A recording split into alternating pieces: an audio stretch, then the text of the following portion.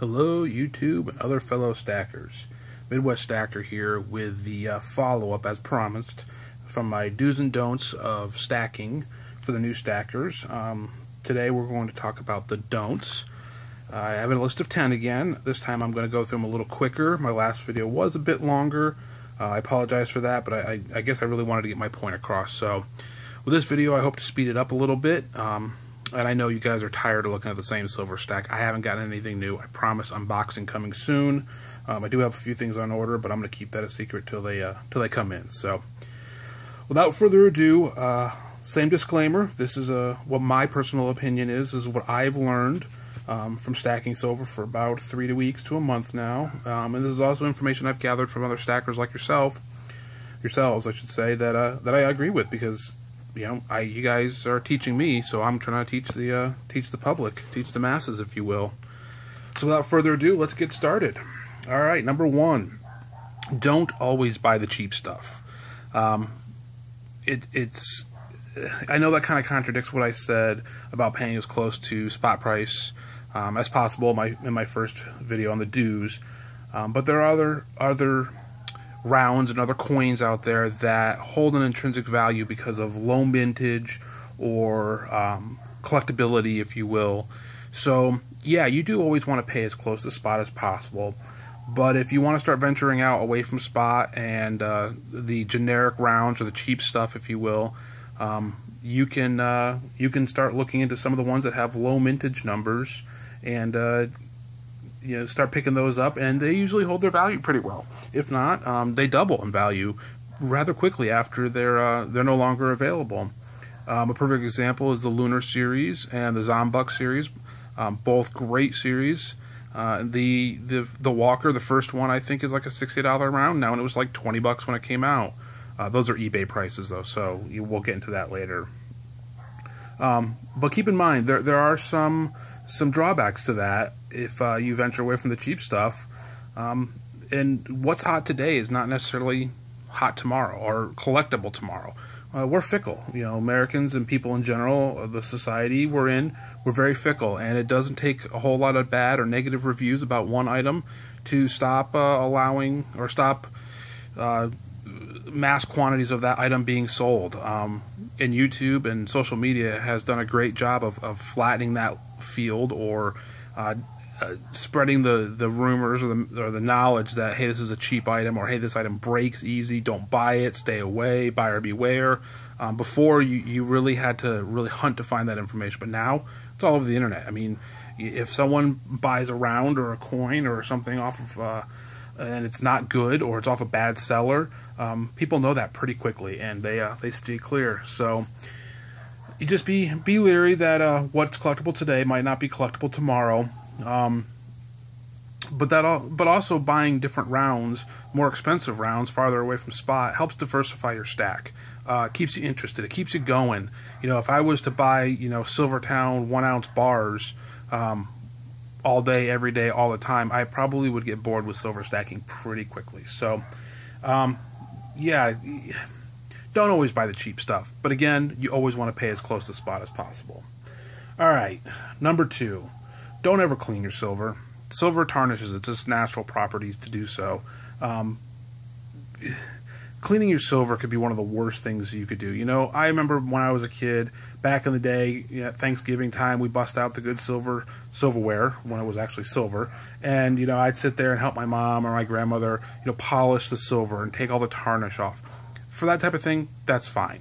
But for your coins, no, don't ever clean your silver. As a matter of fact, cleaning it will ruin the value. Potentially could ruin the value. And there's also collectors out there that will pay a higher premium or top dollar for silver that has a nice patina or tarnish to it. It's the fastest way to ruin your silver. Yeah, I know you like the shiny stuff. I love the shiny stuff. But it's going to tarnish. There's nothing you can do about that. I believe one of the YouTube stackers out there, Sharp and Shiny, he actually vacuum pack seals his silver. I think it's an awesome idea. Probably slow down the tarnish rate, makes it easier to store, doesn't clink around so much. That's a little bit overkill for me. I like the airtights. I spend the money on the airtights. I like them. I haven't got my order of airtights in yet, so I still have some of these flips, but Those will all be in airtights very soon, I promise. It helps protect the shininess, which is one of the things I love about silver. And it slows down the patina process a little bit. But it's going to tarnish. Don't clean your silver.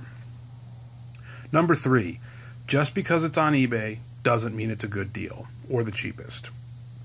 I personally dislike eBay. I've never really, for this type of collectible thing, it's really never been a good experience for me. I think it's a waste of time. It's too much work, especially if you're selling. eBay, there's just too many scams out there. Too many people that can just say I never received it, and all of a sudden you're out your item and the money that it was paid for. So I stay clear of eBay personally. But that being said, I can't lie and say I've never bought off eBay, because these Zombuck rounds that are out of print, I picked all of those up from eBay, and they're all silver. And the person I bought them from was actually a really reputable seller, and I got a great deal on them. So for stuff that's out now that you can pick up from any reputable website, eBay is not the place to find those deals. Yeah, you can find some deals on some older coins, and you can find, really good prices, but when it comes to purchasing off eBay, I would recommend staying clear. It's not always the cheapest. It's not always the best. It can take too long to get your silver. You have to worry about if you're actually going to get your silver. Where's your silver coming from? Websites, reputable websites like APMEX and SilverTowne, much better deals. I just was looking at some American Eagles or Walking Liberties, and actually, believe it or not, SilverTowne has the best price on those right now compared to anybody else, and that includes eBay. I bought a handful off of them. They're like $15 a piece. That's great in my opinion. So number 3, just because it's on eBay doesn't mean it's the best deal. Excuse me, I got a frog in my throat again today.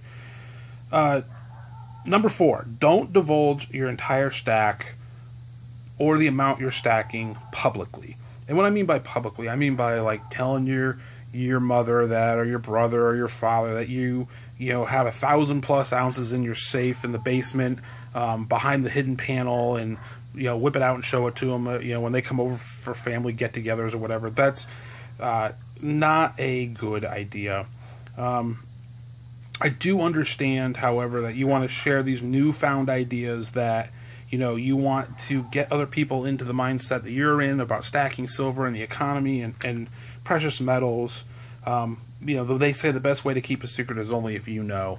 So, show them some.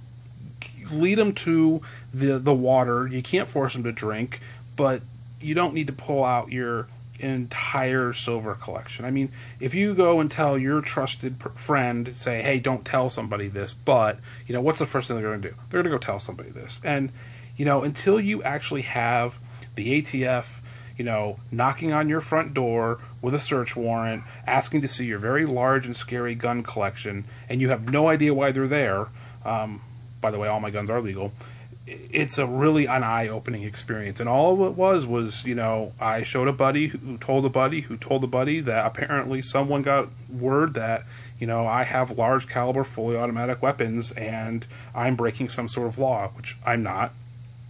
So yeah, don't divulge your entire stack publicly. And what I mean by publicly is literally, you in person, or giving your real name, or where you live, and just common sense. Come on, people, it's not that difficult. So yeah, don't divulge your entire stack. It's just a bad idea. And don't assume that just because they're family that they're not going to tell anybody else, because I've heard too many horror stories with other things that families just screwed over another family member, and they say blood's thicker than water, but when it's put to the test, it both runs down the drain. So don't divulge your stack. Number 5, don't assume silver is a get-rich-quick scheme. This is not a get-rich-quick scheme. This is the long-haul investment, retirement. If the economy goes tits up, then yeah, it's money to spend on goods and services when the dollar is devalued and burned in, like the books were back in the day in World War II. So no, this is not a get-rich-quick scheme. Yes, can you make some bucks on this? Absolutely. Can you buy low, sell high? Absolutely. Can you play the stock market? Can you do all your investing? Yes, you can do that. You can make some money off of buying and selling of silver, but in the grand scheme of things, the big long picture, this is a investment. This is not get rich quick. If you want to get rich quick, there's some pyramid schemes out there I'm sure you can Google and find, and you will either get rich or die trying. So number 5, don't assume silver is a get rich quick scheme, or a get rich quick investment, excuse me. Number 6, don't store all your silver in one place. Again, this is a common sense no-brainer. If you store all your silver in one location and that one location ceases to exist, where's all your silver? It's gone. I prefer off-site locations and not in a bank or bank vaults. It's it's just common sense. I mean, really, if you're going to put 10,000 ounces of silver in a safe somewhere and that safe comes up missing, you're out everything. Split up your stacks, move them around. Again, no-brainer, common sense. Then again, I don't like putting my silver in banks. Banks are where I hold my money and pay my bills. Silver doesn't belong there. Which leads us into number 7. In my personal opinion, again, this is only for me, is never keep your silver in a bank deposit box. A quick history lesson: back in 1929 when the stock market crashed, there was a huge rush to the banks. People pulled their money out. They were going to wind up broke, so they wanted to go get all their money they could. And the banks literally locked the doors and kept the citizens from coming in and taking out their hard-earned money. Not to say their money was gone, just at that exact time, they were no longer allowed to withdraw any money from their bank account. That included safe deposit boxes, lock boxes, and anything they kept in the vault. So, if you're worried about the economy crashing and you're worried about the dollar being devalued and we're headed for turmoil, why would you want to keep your silver or money or anything like that in a firm that's backed by the U.S. government that has control over it while you don't have it physically in your hand? And that goes back to my dues of, if it's not in hand, you don't own it. Well, that's true even if you have it and you don't have it in your possession. You might still own it, but you don't have it at that exact moment when you possibly could need it the most. So number 7, never keep your silver in a bank deposit box. Alright, like I did in my last video, here are my top 3. If you don't follow anything else that I've outlined here, these top 3 are my personal preference are the absolute must. So without further ado, number 8, don't try to keep up with the Joneses. There's a lot of silver stacking videos on YouTube and stuff around the web that people are unboxing massive amounts of silver at one time. Some month-to-date videos, and they're impressive, but that's for them, not for possibly you, or definitely not for me. I have a family, I've got kids, I've got a wife. There's no way I'm gonna go out and buy 100 ounce bars and be able to justify that. It's what you can afford and what you can do at your given time in this at this present moment. What's comfortable for you. And that leads us to our number 9 in our top 3 here, is don't buy more than you can afford. If you have to make a choice of buying silver versus paying a bill or mortgage, you can't afford to stack silver. It's just that simple. I always do say, stack silver. If anything, buy 1 round a month, $20 a month, $25 a month, and just stock it away. Look at it, forget about it, whatever you want to do with it, but you can afford at least 1 round a month. Anybody can. Skip 1 dinner or a couple lunches a week from work. Fast food anymore, yeah, it's fast, but it's not cheap. I mean, lunch for me at McDonald's is $10, and I don't eat a whole lot. Burger King, same way. I think Taco Bell, I can get away with a little less than that. But, don't buy more than you can afford. Make a budget. Put away X dollars a month. At the end of the month, place your silver order. If you have a hard time saving money till the end of the month, or you spend it, or you think you have disposable income and you spend it and, I really meant to buy silver with that, do what I do. There's some times where I'll take a couple $100, I'll go to the bank, get some coins, I'll sort them for silver, but then I'll hold them in coin form until the end of the month, take them back in, turn it back into cash, place more order for silver. You're less likely to spend money when it's in a coin form or not in your pocket at all. If you got it in your pocket or a debit card, it's so easy anymore to spend that money. So find tricks to trick your brain about, saving money to purchase that silver, but only buy as much as you can afford at any given time. Which leads us to our number 10. My number 10 biggest pet peeve. I saw a video the other day where a gentleman was talking about how, you know, he's going to stop stacking silver for a while because he's got some bills and stuff like that. My number 10.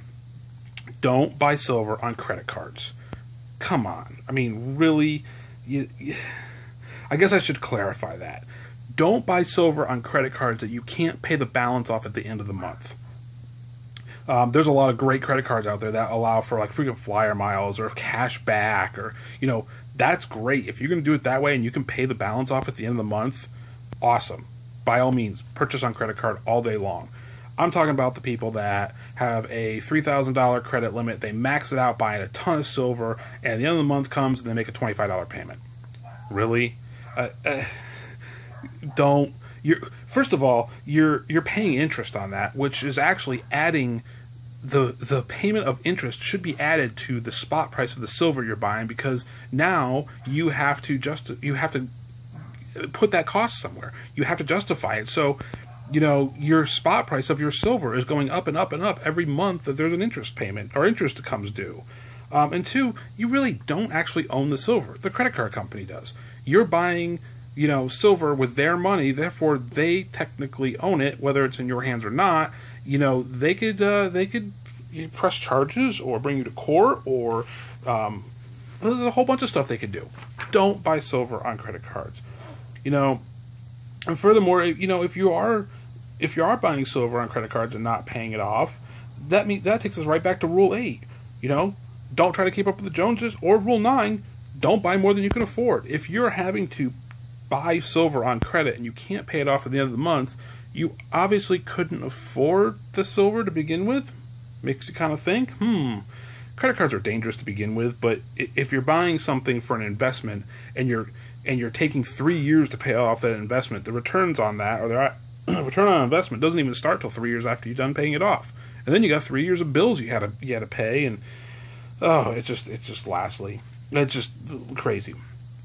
Lastly, on this, don't use credit cards.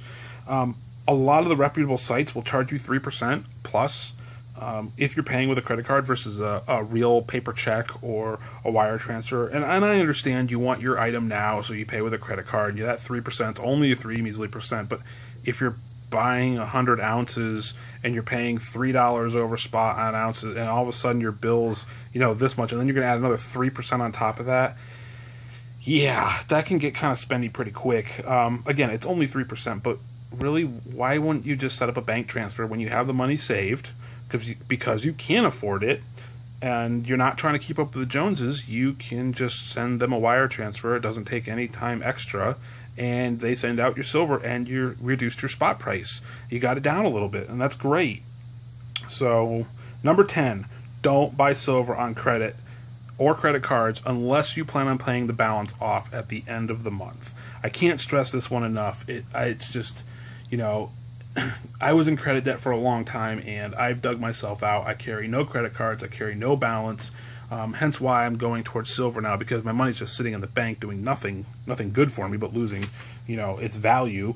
So keep these 10 things in mind. There's the transcript of this on my website. I went kind of fast. My last video ran 30 minutes. This one's right about 19 minutes, so I wanted to keep it on the down low. Keep it under a reasonable amount of time, so I'm not boring the crap out of you guys, because I can just ramble on for hours, apparently, so my wife says. That's going to be all for me today. I'm going to have an unboxing pretty soon. Like I said, I'm going to keep it a secret till it comes in. It's not a large order, but it's cool nonetheless, and I'm sure you've all seen it, but it's cool to me because it's new. So this is Midwest Stacker saying y'all have a good night, and I'll talk to you later. See ya.